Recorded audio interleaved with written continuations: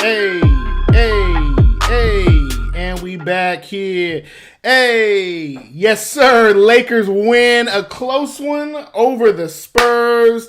It's your boy Devon. Chaz is here. We got a lot to talk about tonight, of course. Lakers pick up their fourth victory, so we ain't mad at that, but there's plenty that went on in this game. A lot of good, a lot of bad. Perfectly balanced conversation pieces, if you ask me. Chaz, talk to me about tonight, man. What did we just witness? Oh man, we witnessed an experienced, well-oiled machine that are the Lakers. So they put together a good roster, and it showed clearly with the experience. And when the stars shine and they do what they're supposed to, even if the supporting role doesn't show as much support as maybe you think that they should, or maybe they have previously. Bench play and bench production wasn't there outside of Kuzma primarily, and LeBron and AD combined for 60 and were able to pull out a win when the game slowed up and you got into a half-court possession by possession game. So, with AD having 33 points, 11 rebounds, 7 assists, and LeBron James having another triple-double, 26 points, 11 rebounds, 10 assists. I mean, it's not much you can do with that. So they were able to pull off the win, and we're on to the next one now. Yeah, man. And LeBron, just to point that out, had a plus 18 in the plus minus category. And I just want to point this out. He had a plus minus, but only went 8 of 22. But it was the way he scored his 26 points. He did well from 3 of 7. But it just felt fluid. It felt fluid from his point. Anthony Davis is an absolute monster, man. I don't know how else to put it. I feel sorry for other people who missed out on the opportunity. Shout out to Danny Ainge for almost. Captain almost, but this guy Anthony Davis, man. Let me just say this out up front. It's not just that he can turn it on and score and do all that stuff. He makes it look so effortless that you almost wonder if he's even trying when he does half of this stuff. Tonight he was 4 of 6 from 3, and it didn't matter if a defender was trying to run him off the line or if he was wide open. He even had a step back 3 that was just nasty. A few of them actually. I mean, the play where he gets the rebound in the opposite end of the paint, brings it up himself, dribbles the ball around the screen, gives you an in and out behind the back, step back at the left arc. I mean, and then to follow that up with the corner 3 that he had off from LeBron. He had another huge clutch 3 to tie up the game at 103 on the left arc again. So, I mean, AD was just coming up huge. That 3 ball by him is, I mean, a killer weapon because the guy's, number one, you can't block it. And number two, you just, hope that you kind of get under him, that the ref doesn't call it and that he misses. But, he's just so long and he's going to get that shot off to where you're just going to, you just hope to contain him. So real talk. He's shooting it at a higher clip now. He actually had 34 points. I said he had 33 and played 35 minutes. LeBron James, I believe with the season high 36 minutes tonight. He played, a few more minutes than he has in previous games, 6 games into the season. And great news, Laker fans.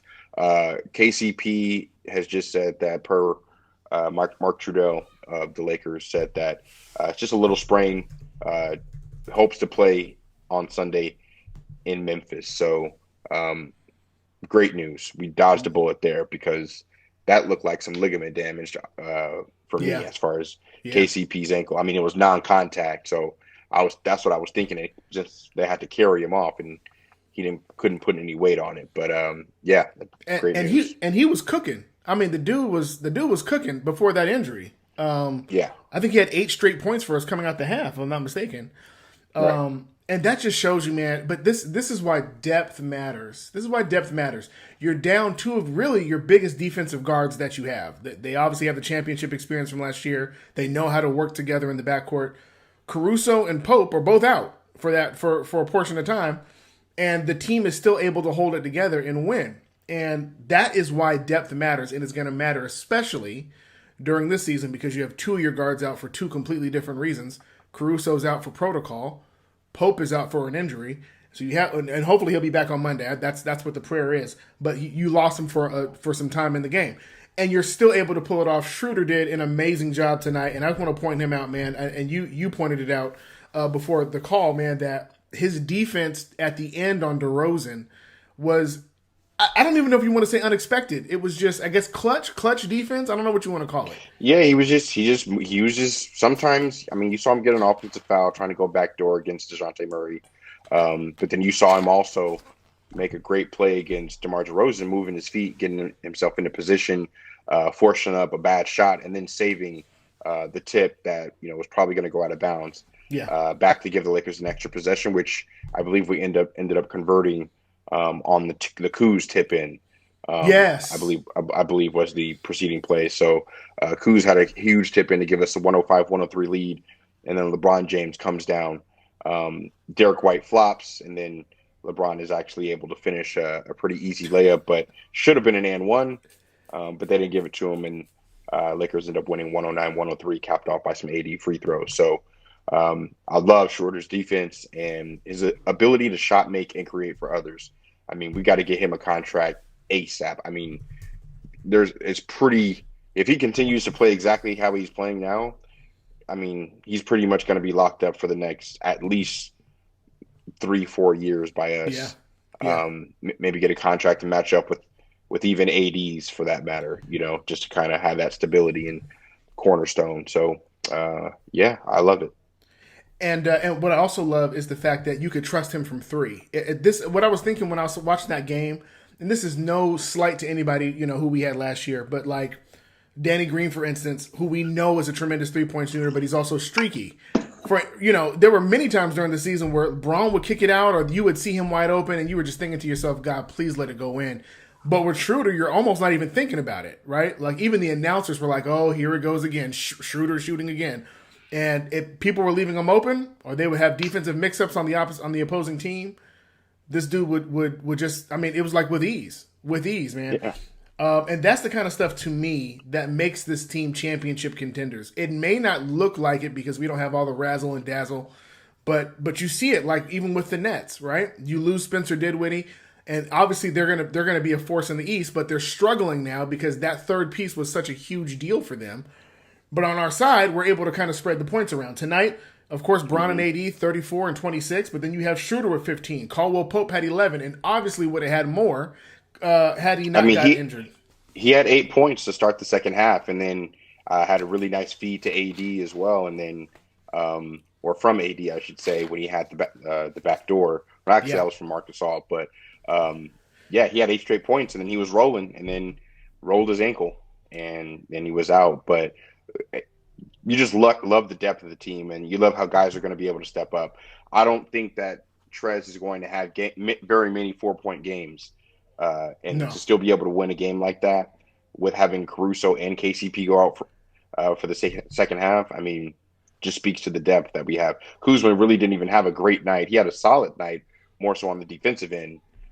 He made a few boneheaded plays on offense, but and only had 11 points. But yeah, I mean, he was the bench star. At least he got that, and I mean, THT had a huge 3. He only had 5 points and was only a +2, but the 1 3 that he had was a huge one to stabilize the Lakers' run down the stretch. So absolutely, gotta man. point that out.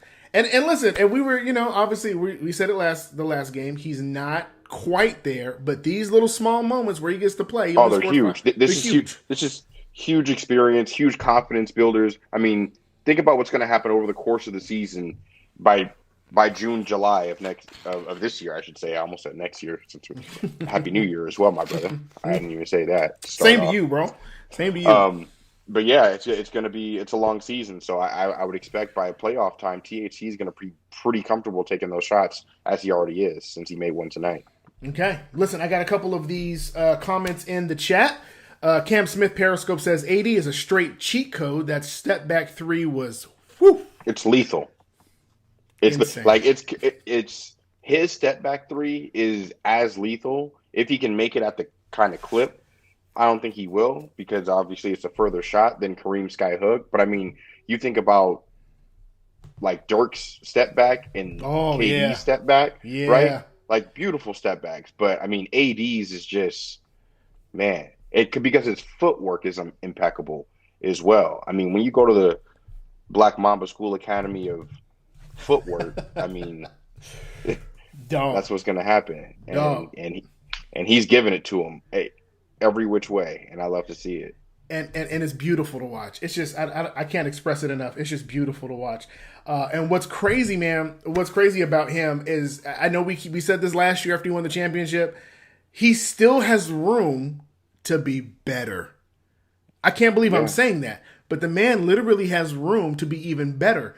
And you're watching it happen right now because these are things that last year he was able to do. Didn't see the confidence in it as much. They've empowered him this year. Take more threes.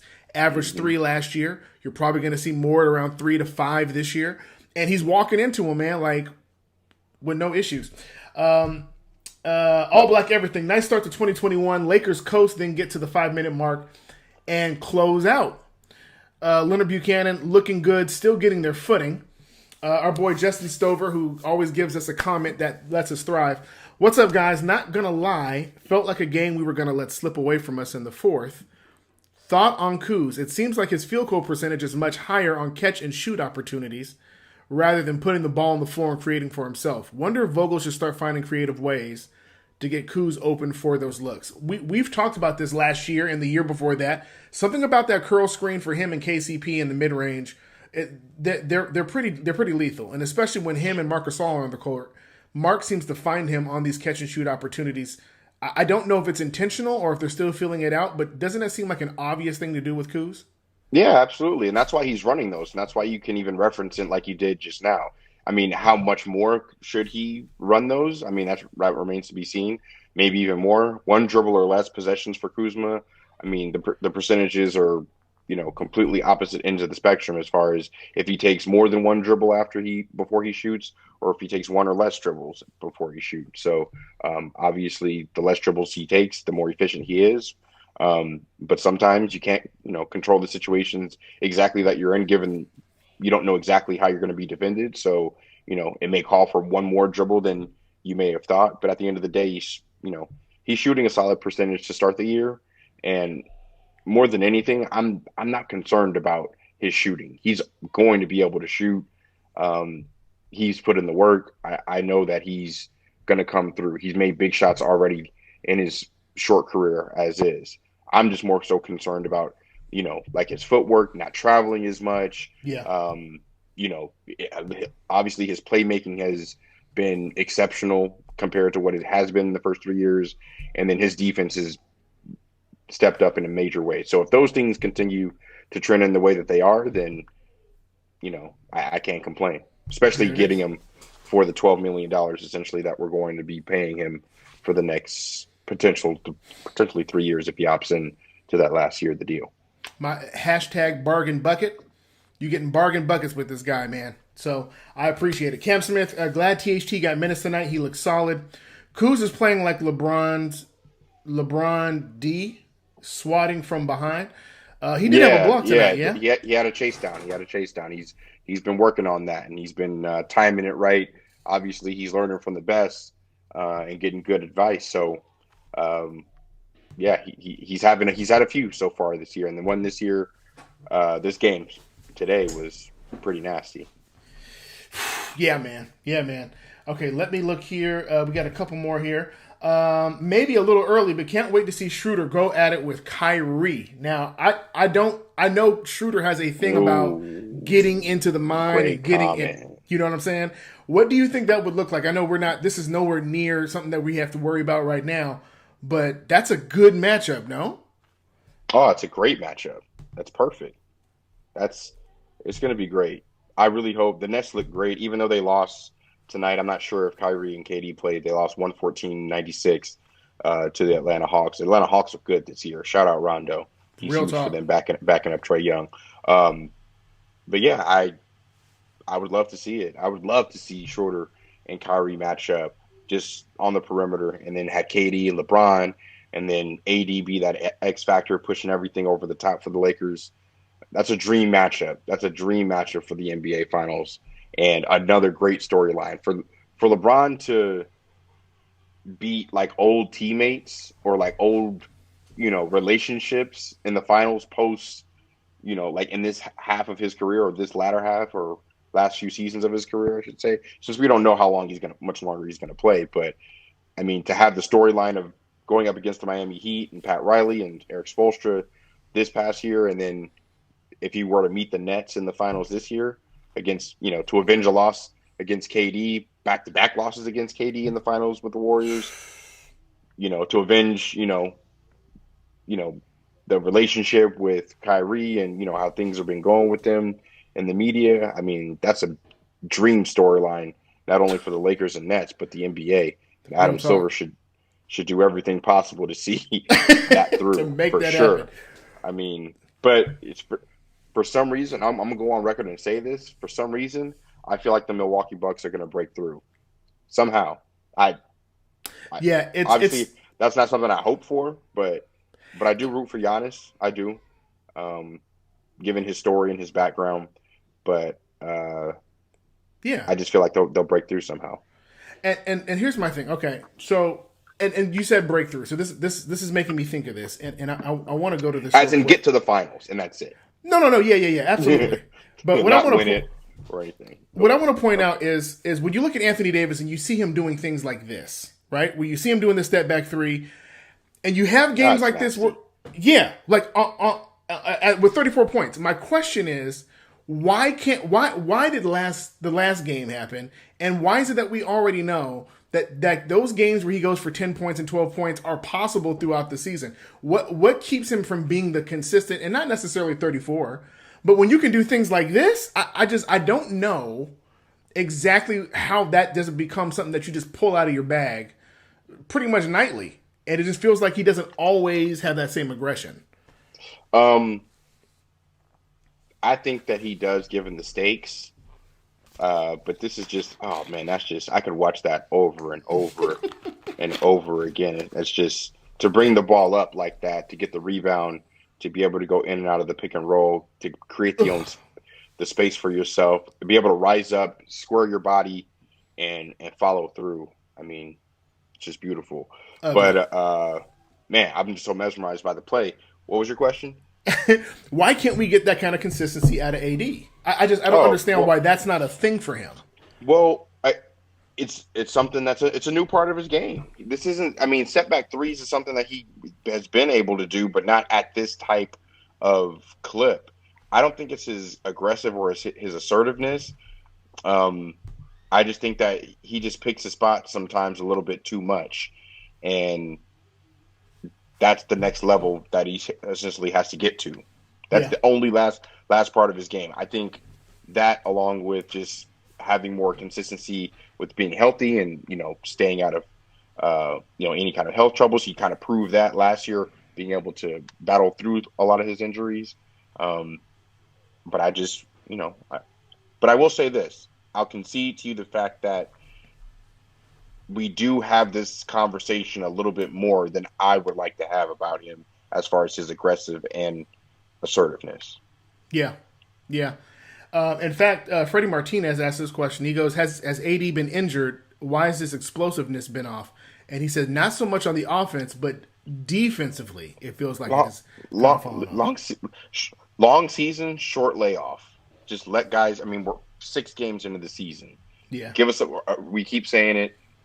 We're not going to judge these guys harshly until at least January the 21st. At least. at least, yeah. Yeah, and that's fair. That's enough time. And once again, I said this before, and I'm gonna keep reiterating it until things change. They are not doing the same kind of training camp film sessions that they did last year.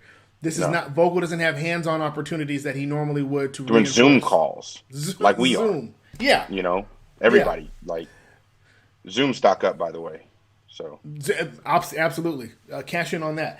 And what I do like is you're seeing a lot of communication during play. So it's almost like they're treating the games as not only important but also like film sessions, practices, the whole nine. So there was actually a moment where Kuzma had drove to the hole and he went up. He was going up to actually he was going to pass the ball, but he was looking for Schroeder to be in the corner. And Schroeder never moved. And so you saw immediately Kuzma goes, you're supposed to be in that corner. Now, this is stuff you normally figure out in practices, during film sessions. You don't necessarily have it's a that. new guy too. It's a new Yeah, guy. yeah. Who doesn't know? Now, where did Kuz learn that from? He learned that from LeBron, who, if you remember a few years ago, or a couple years ago, back when the Lonzo days were here, LeBron was constantly instructing Kuzma to go to the corner when LeBron would drive. And so now, you see what I'm saying? The culture now is beginning to bleed in. And I think it's going to make a difference come January, February. Great point.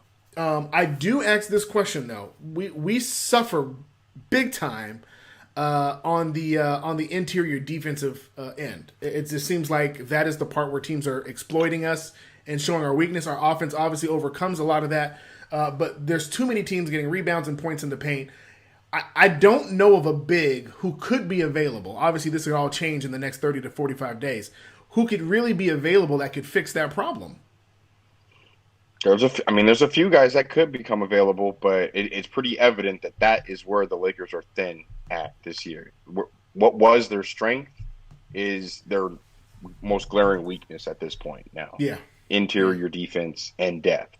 When you had JaVale and Dwight coming off, call it for what it is, right? You've upgraded, and your offense now is operating at such a high clip, and it hasn't even really began to hum at a level that we probably will see it at some point in the season, right?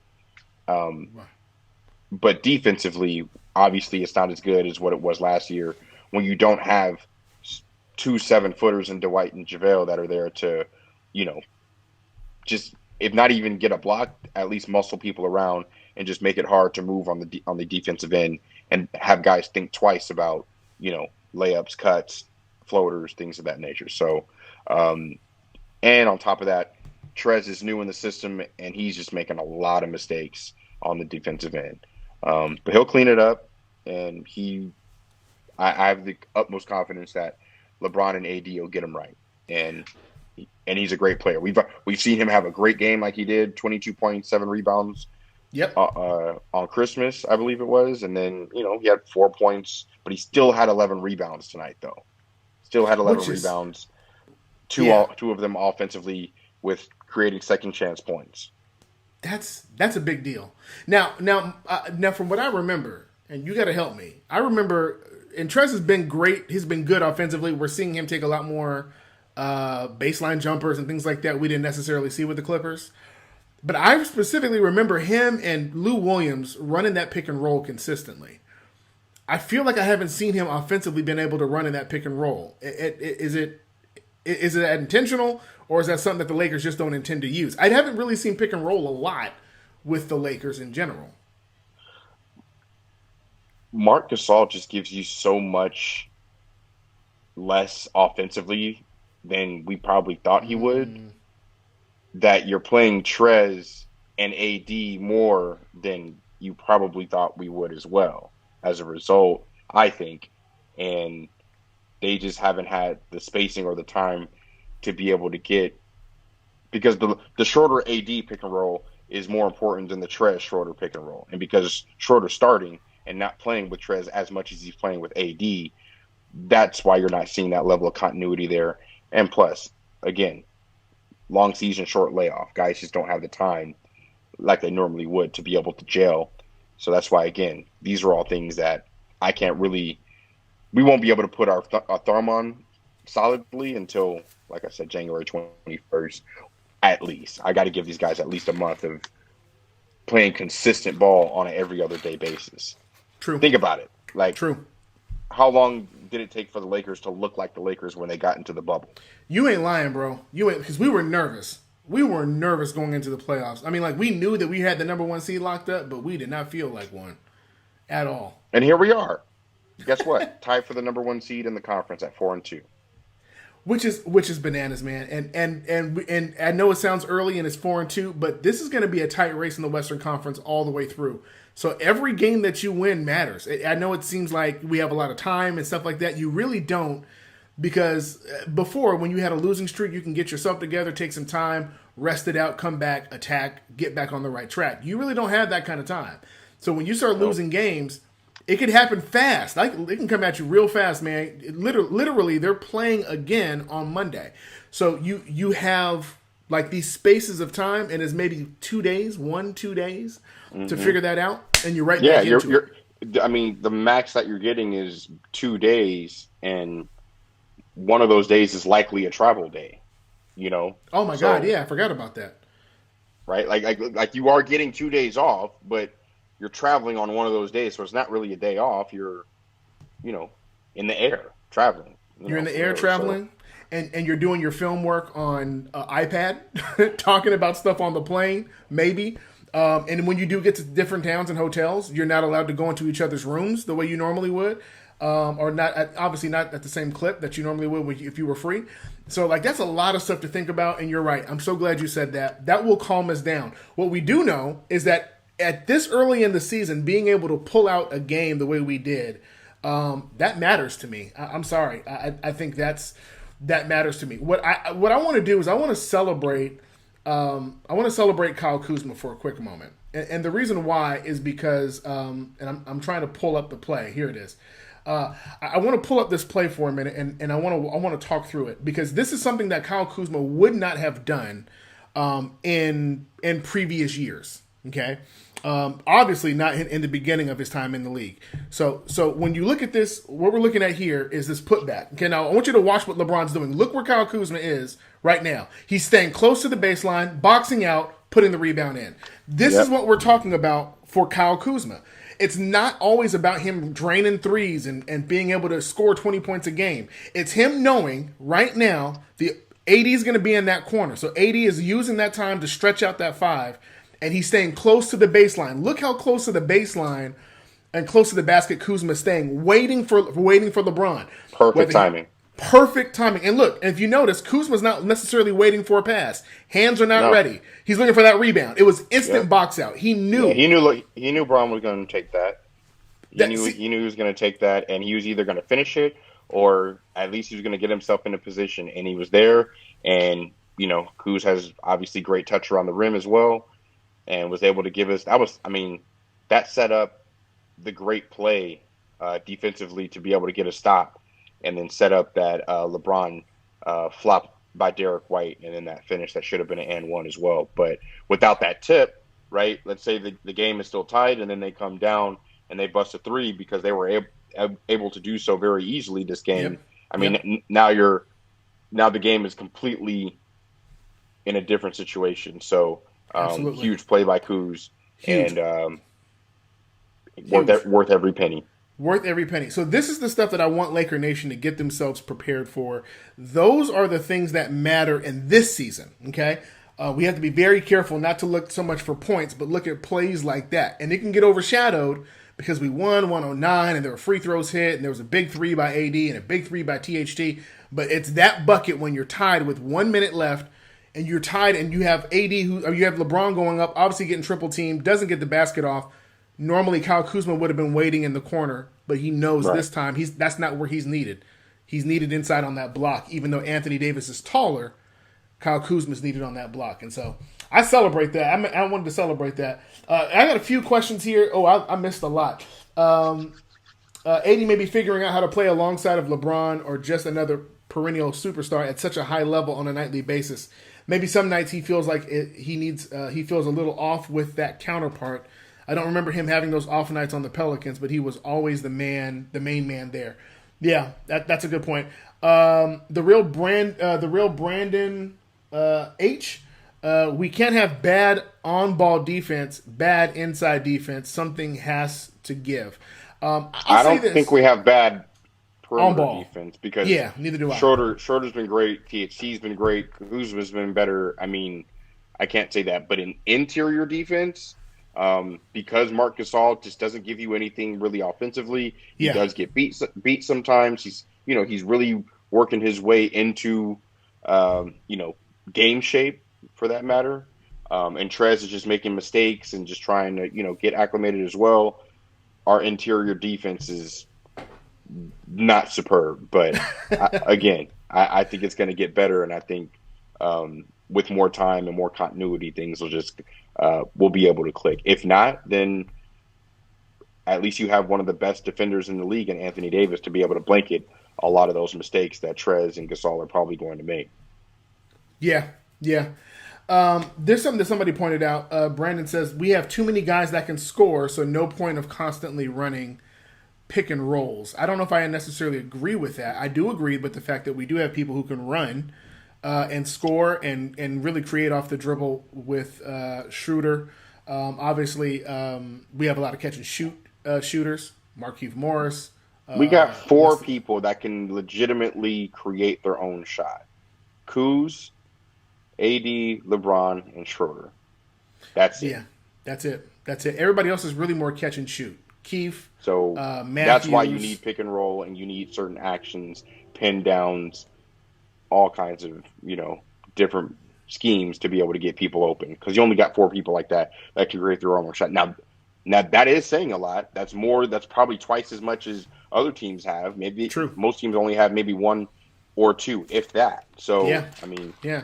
we the rich get richer in the Lakers, but at the end of the day, you still want to be able to have the schemes to get other people open because Yeah. we're not just going to rely on one or two or three guys only. And one thing I am thinking about is not most, all NBA players understand the pick and roll and how to run it. Okay, not everybody runs it well, but they understand that.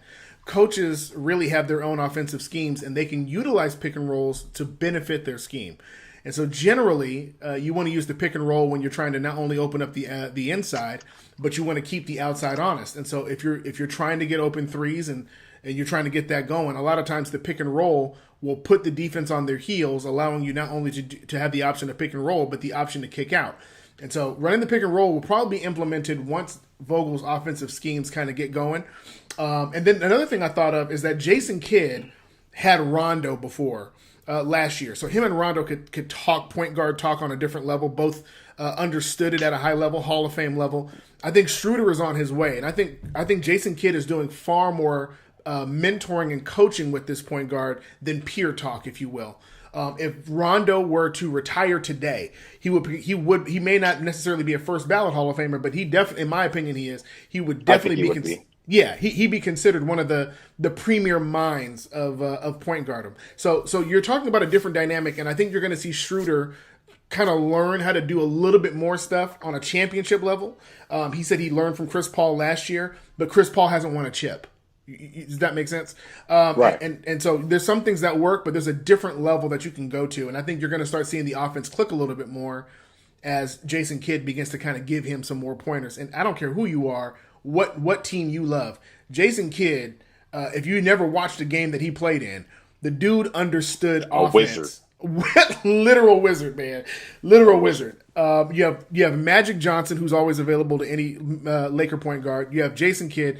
I think the offense is going to start clicking, and I think that's one of the reasons why LeBron is okay with Dennis being in the starting lineup, is because I think if you really think about the raw talent this kid has, if he really starts grasping the offensive set and gets away from the isolation basketball, man, he's going to be a dangerous thing. I'm looking for, no joke, I'm making this prediction now, that you'll probably see his assist total averaging between 5 and 7 before the season is over.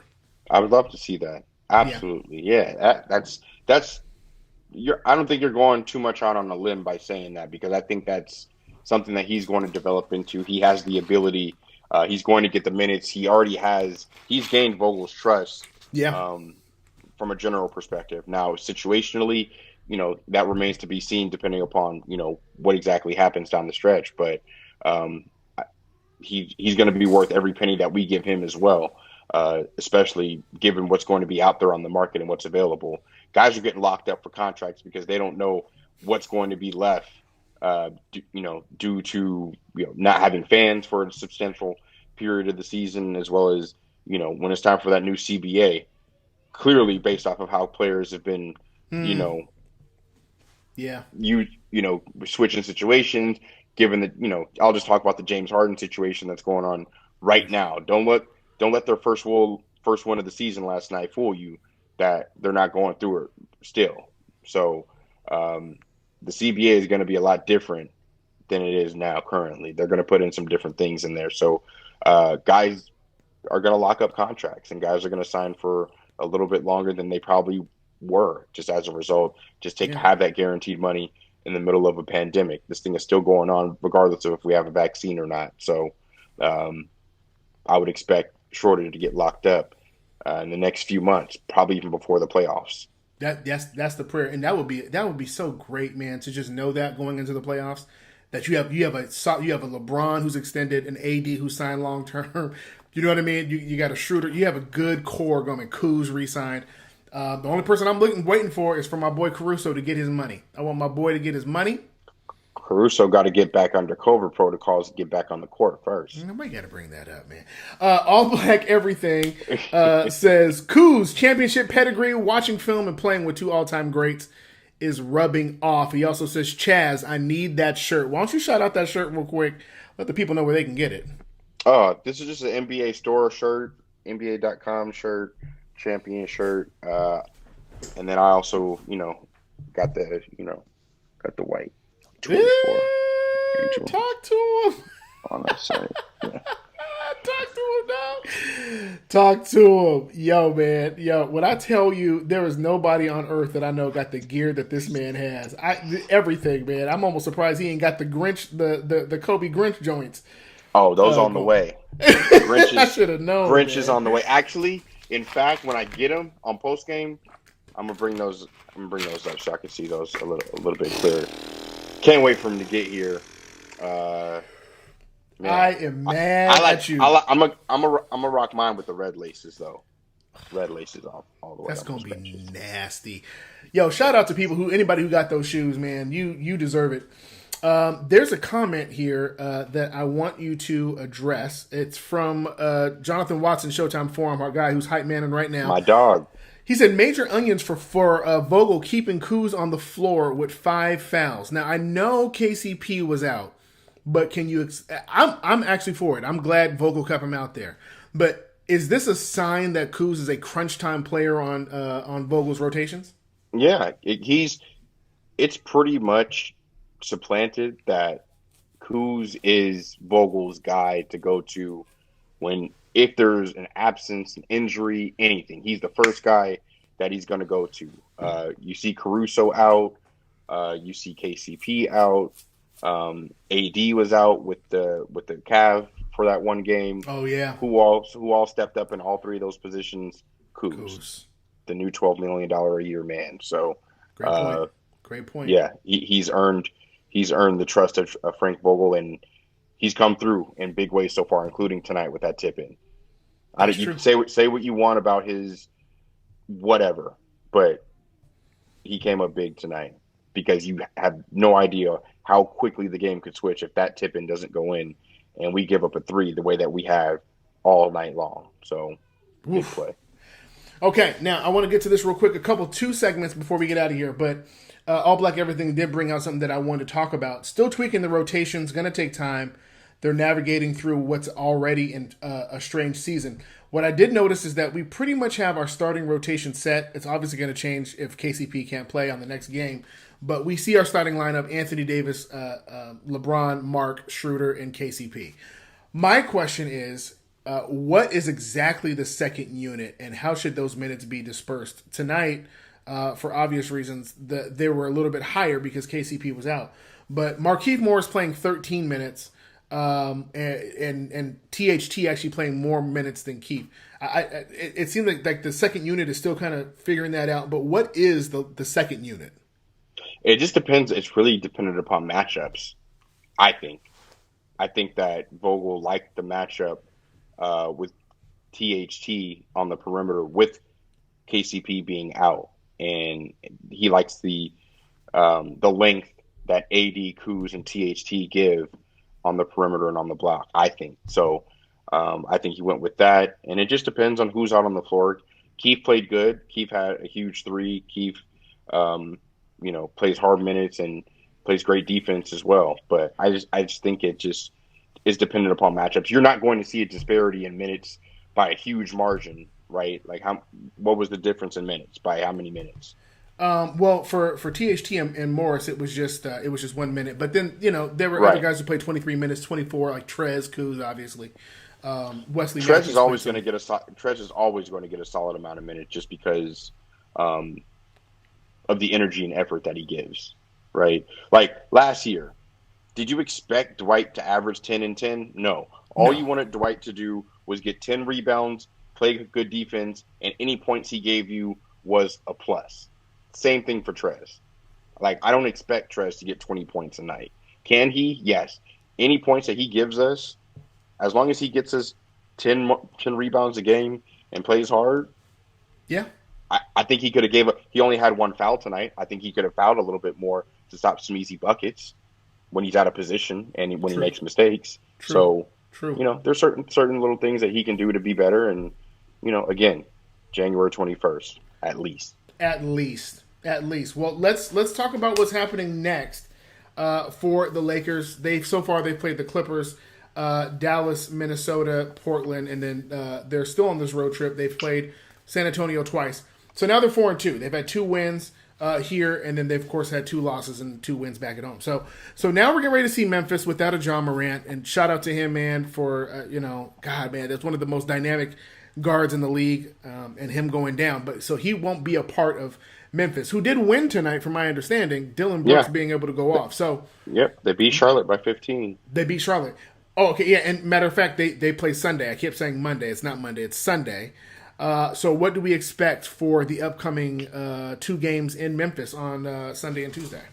You expect 2 wins for sure, as long as guys remain healthy and at least play to their average numbers. I'm not Okay. talking anything great. I mean, let's just be honest. Memphis is out Jaren Jackson Jr. and John Morant. So their 2 stars are out. Dylan Brooks, is even though they went off and they had a good game tonight.